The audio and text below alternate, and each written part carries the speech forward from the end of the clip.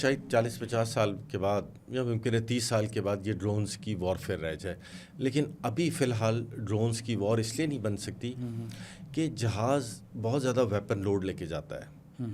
Drones अभी इतना ज़्यादा वेपन लोड लेके जा नहीं सकते, तो एक ये उनकी लिमिटेशन है। फिर जहाज़ में पायलट बैठा हुआ मौके पे डिसीजन लेके सूरत हाल को काफ़ी तब्दील कर सकता है।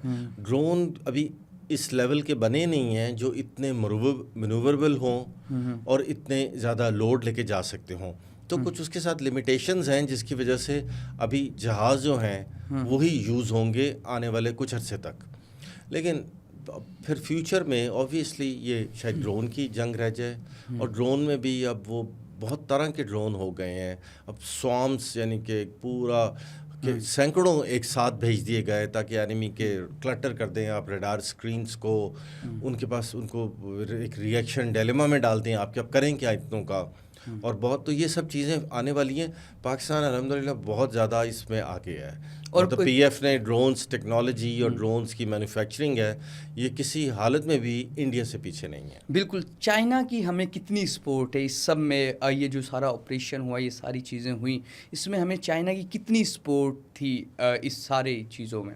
आई थिंक चाइना की सपोर्ट ज़्यादा हमने चाइना को सपोर्ट दी है कि हमने उनके जहाज़ को, हमने उनके मिसाइल्स को इस तरह एम्प्लॉय किया है कि अब दुनिया में उनकी वाह हो रही है। तो it's a two way thing.